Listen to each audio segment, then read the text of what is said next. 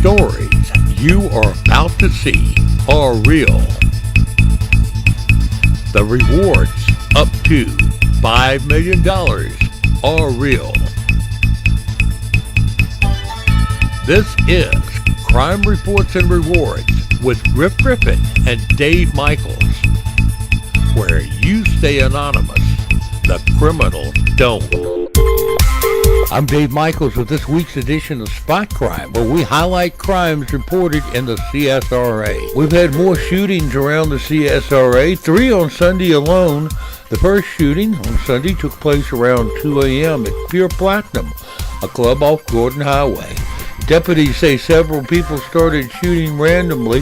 One male victim was shot in his wrist. 3 men were arrested and charged with multiple crimes ranging from aggravated assault, possession of a firearm during a crime, and possession of a firearm by a convicted felon. The second shooting of the day happened on Old Savannah Road.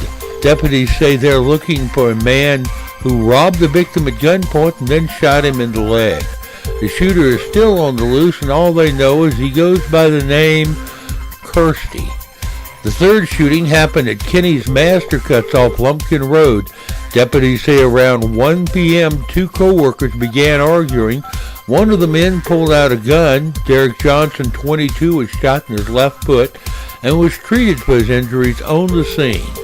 Including Sunday's incidents, this makes 18 people shot in the last 16 days. We've had 69 assaults around the CSRA. They took place on the 900 block of Broad, the 2700 block of Pine Valley, the 1500 block of Gordon Highway, the 1800 block of Central Avenue, the 2000 block of Dunham Court, the 2400 block of Tobacco Road, the 2200 block of Southgate Drive, the 1700 block of Walton Way, the 1200 block of Summer Street, the 800 block of Sterling Ridge Drive, the 400 block of East Boundary, the 200 block of East Telfair Street, the 400 block of Fairhope Street, the 600 block of Bransford Road, the 3000 block of Lucas Court, the 2900 block of Myrtle Avenue, the 2000 block of 2nd Avenue, the 900 block of Fayetteville Drive, Marge Street, the 2000 block of Virginia Avenue, the 1300 block of Laurel Street, the 2600 block of Richmond Hill Road, the 3400 block of the Mike Paget Highway, the 200 block of Boy Scout Road, the 2100 block of Ellis Street, the 1800 block of Green Street, the 3100 block of Collier Road, the 1700 block of Martin Luther King Boulevard, the 1100 block of Broad Street, the 2300 block of Wrightsboro Road, the 3500 block of the Mike Paget Highway, the 500 block of Blum Street, the 1700 block of the Gordon Highway, the 2500 block of Milledgeville Road, the 200 block of Fox Trace Drive, the 400 block of Hale Street, the 3400 block of Chadbourne Street, the 3300 block of Blanchard Road, the 2600 block of Blueberry Drive, the 1500 block of Hurd Avenue, the 4500 block of Frank Warren Drive, the 2400 block of Acapulco Drive, the 2100 block of Gatewood Drive, the 2300 block of Overlook Road, the 1700 block of Old Savannah Road, the 1400 block of Johns Road, the 3600 block of Monmouth Drive, the 2600 block of Cranbrook Drive, the 2600 block of Billings Road, the 3600 block of Wheeler Road, 11th Street, the 400 block of East Boundary, the 700 block of Crawford Avenue, the 2000 block of Old Savannah Road, the 1300 block of the Gordon Highway, the 1800 block of Liberty Church Road, the 4900 block of Old Waynesboro Road, the 2000 block of the Gordon Highway, the 3400 block of Wrightsboro Road, the 2400 block of Peach Orchard Road, the 2500 block of Wheeler Road, the 1700 block of S.E. McIntyre Boulevard, the 3500 block of Richmond Hill Road, the 3400 block of Jonathan Circle, Tuttle Street, the 1100 block of Broad Street, the 2100 block of A Street, and the 2400 block of Cross Creek Road. We've had 29 burglaries on the 1300 block of Laurel Street, the 3800 block of Mike Paget Highway, the 2900 block of Daylert Drive, the 1000 block of River Ridge Drive, the 1300 block of Swanee Quintet Boulevard, the 1500 block of Verity Street, the 200 block of the Robert C. Daniel Parkway, the 2800 block of Lumpkin Road, the 1400 block of Daisy Lane, the 1300 block of Baker Avenue, the 300 block of Brandywine Place, the 2100 block of Stevens Road, the 2300 block of Redwood Drive, the 1800 block of Wiles Road, the 2300 block of Henry Court, the 2000 block of the Gordon Highway, the 2700 block of Tobacco Road, the 1500 block of Brown Road, the 2400 block of Hood's Chapel Road, the 5000 block of Peach Orchard Road, the 2600 block of Alexander Place, the 200 block of Broad Street, the 1100 block of Turpin Street, the 1600 block of Morgan Street, the 2800 block of Gordy Road, the 2000 block of the Gordon Highway.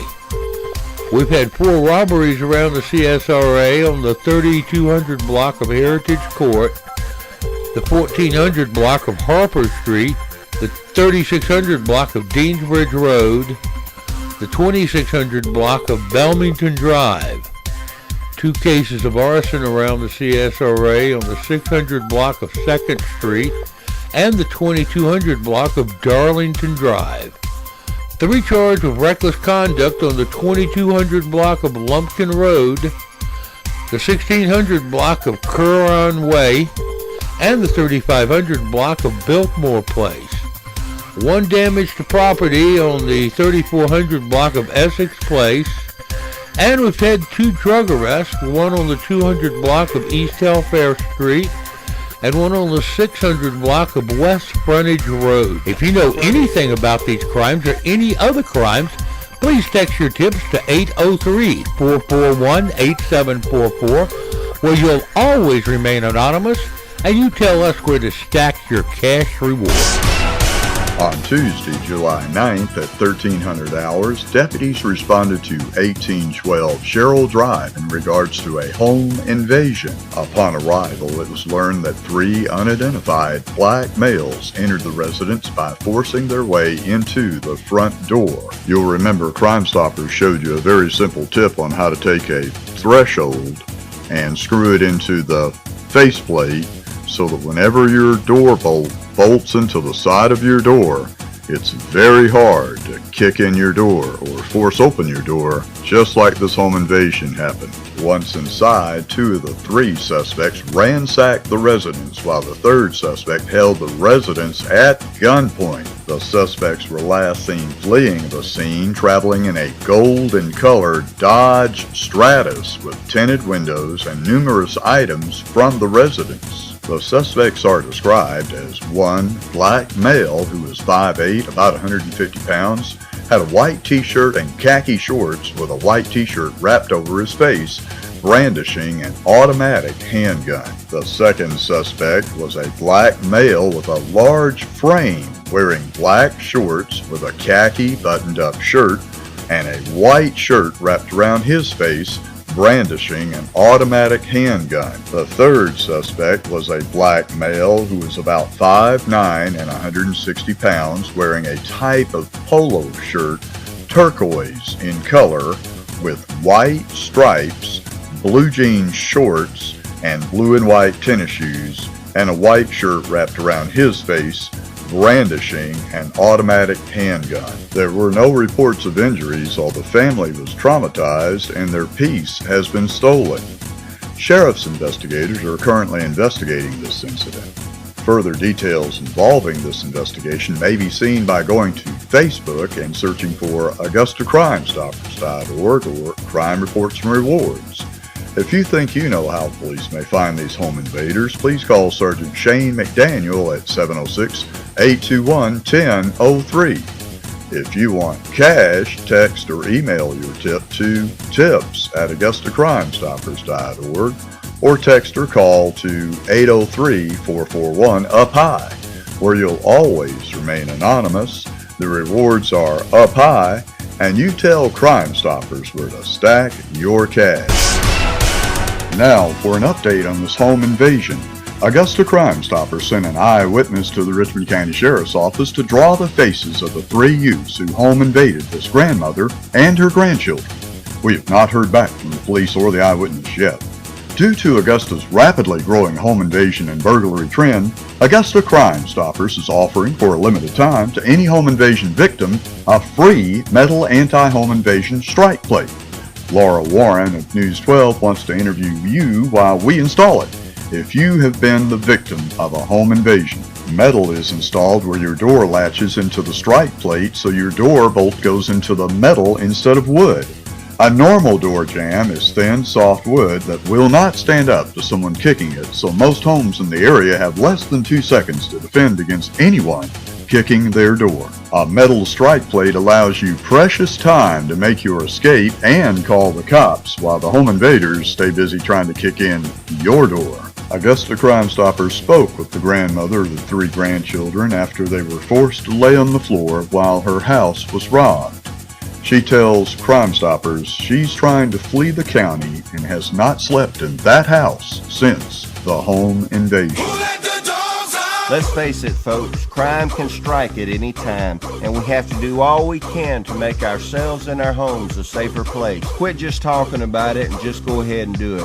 Please, go down to your local Humane Society and adopt a good watchdog. For around $100, you get the dog that has already been fixed, had all its shots, with an ID chip in every dog. I prefer a big dog with a big bark. Crooks will not usually hit the house with the aggressive bark behind the door. Just think, a good watchdog might just be the right move for you in these very dangerous times of crimes. 911? I just broke into a house and the owner came home. You broke into a house? Yeah. Where at? I don't know. Okay, so are you still there? Yeah. Okay, so are you with... I think they have guns. Okay, where are you? I don't know. You have no clue where you are. And now, we'll be right back after these messages. Yeah, my parents think I'm sleeping at your house. Yeah, I'm just jumping in the shower. Okay, bye.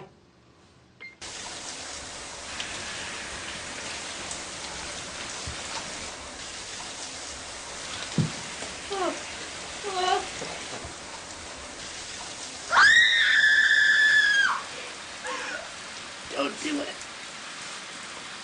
Don't do it.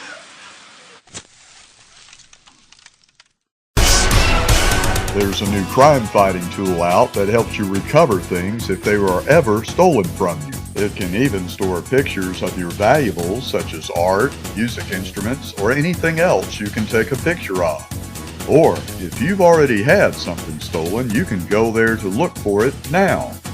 Anytime police nationwide find stolen items, they put it on Reported. So you can go to reported.leadsonline.com to see if your stolen stuff is waiting for you there. And now, this Crime Reports and Rewards special report. Now for an update on the death of local Crime Stopper Watson Griffin at the hands of what many Augustans are saying are crooked, lying con artists, suspected frauds, masquerading as an emergency vet clinic. As you may know, Watson was our furry child. He was smarter than any dog we'd ever met, and he came to us fully trained. Unfortunately, Watson got bit, and one of the punctures wouldn't stop bleeding. So we raced him to the emergency after-hours vet who said they would sell us a transfusion that he had to have to save his life. They quoted a price for the transfusion, so we wrote a check for the transfusion, and after we handed Watson over to the dark guy behind the counter, they wouldn't let us have him back. And then we began noticing they were acting suspiciously. Because the vet's check guarantee company got so many complaints from consumers that they wouldn't guarantee a check to that vet any longer, although they guarantee all of our checks all over town, we started stacking $100 bills on the counter to save Watson's life with the needed transfusion they said they would sell for all the money we paid them. The next day, the vet called and indicated that Watson had died due to lack of blood. Even though we paid several times over for the transfusion, they had lied to us right to our face and didn't give Watson the transfusion we paid for. Now, the Georgia Veterinarian Board has said they can't do anything about this emergency vet charging for work they never did that's leaving a trail of dead loved ones all over Augusta. If an emergency vet has told you that they were selling you one thing, but when you looked at your bill it wasn't there, or you've lost a loved one to the bait and switch suspected fraud of this emergency vet, the Governor's Office of Consumer Affairs has received a request to look into this emergency vet's bait and switch schemes. Bait and switch fraud is when you're told your money was buying one thing, but they give you something else.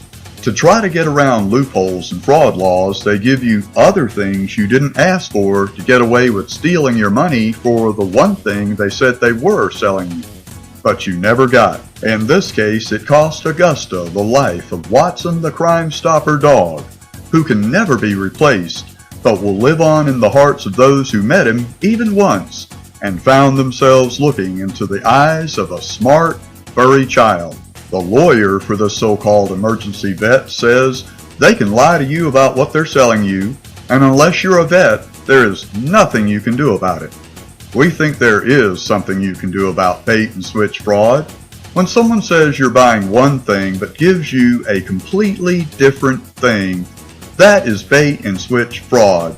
There's no requirement that you be a vet to know that you've been defrauded. No matter how they try to make excuses for ripping off people with the result of your pet dying, fraud is still fraud. And it doesn't require you to be a vet to know when you've been lied to.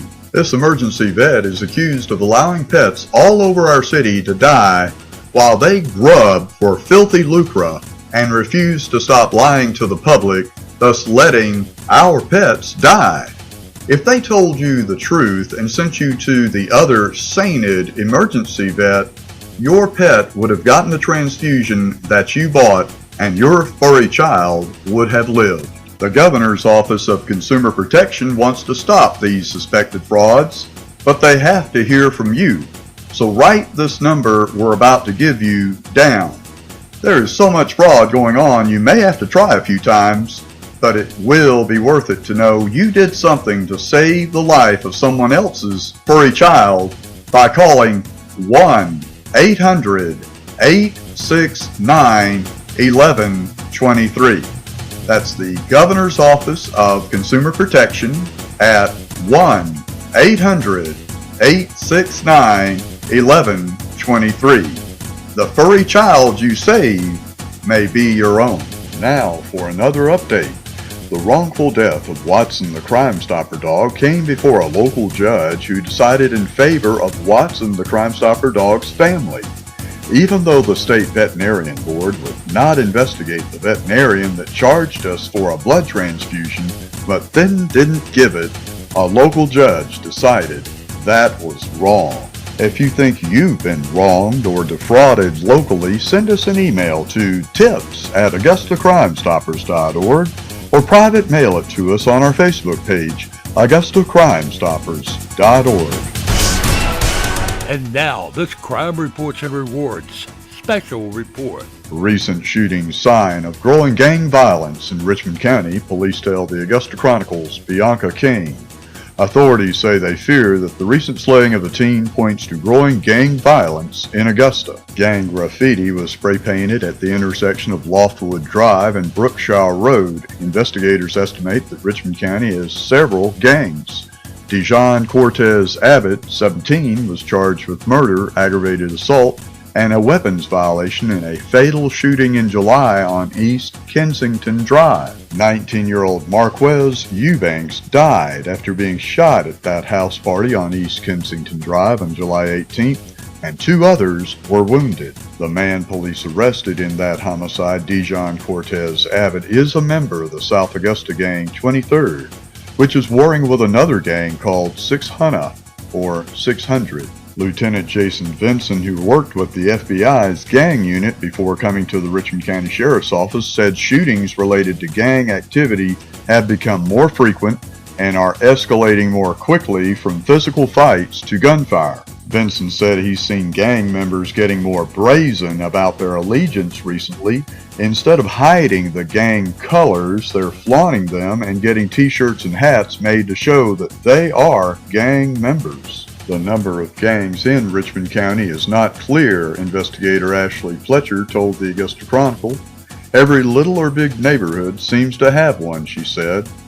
Most of the gangs are comprised primarily of teens, but some of the more established ones have older members who are related to the younger ones.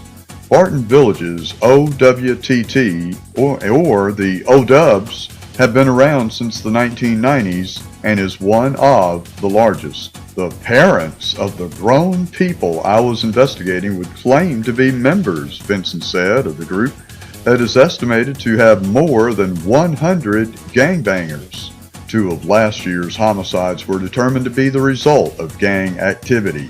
Danielle Hicks and Trumaine Jones were both fatally shot at the River Glen apartments within a month of each other.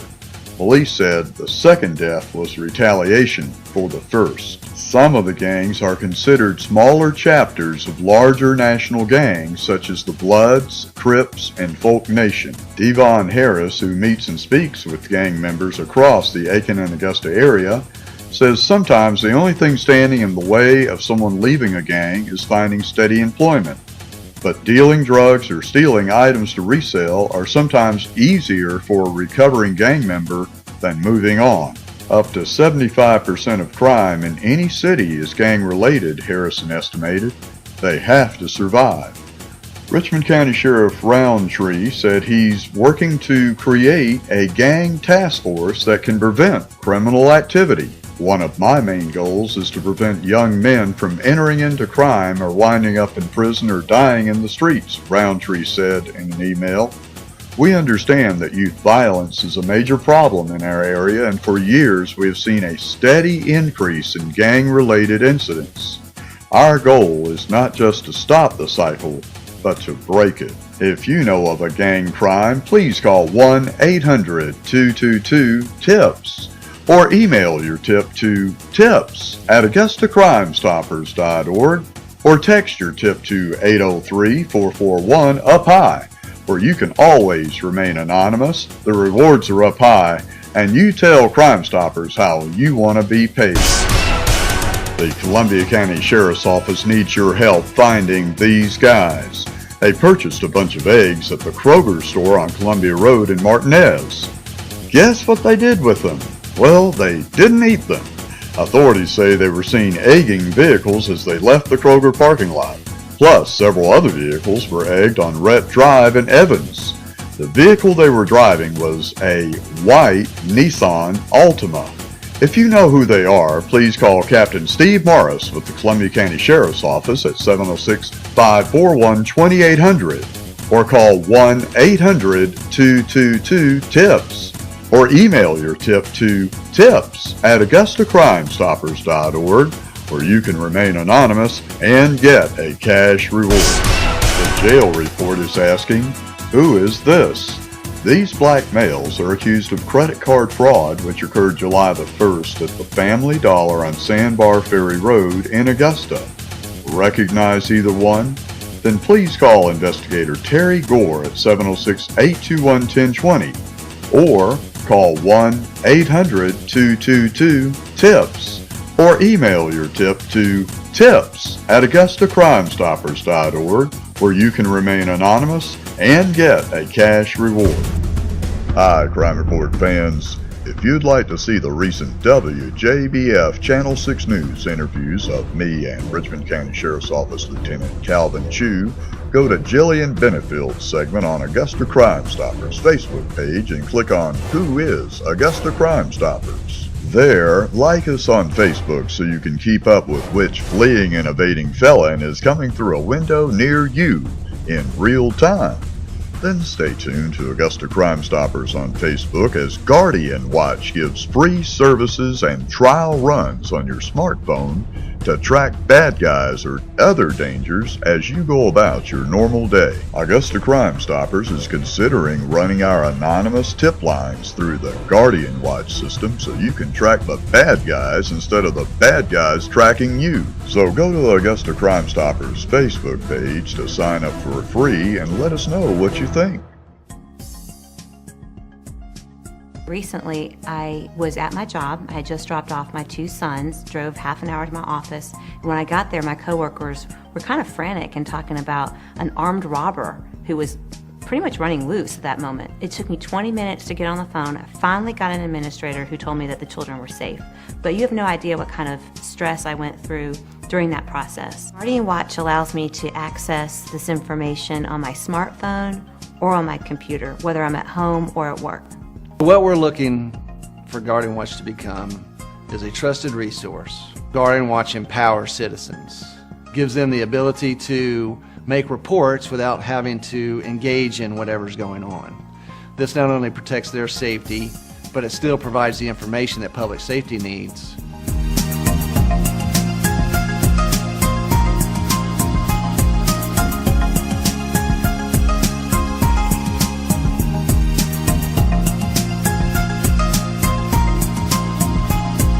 All you have to do is download the apps for free, go to your immediate neighbors and say, hey, listen, I'm doing this to help protect my family and I would like to help protect yours.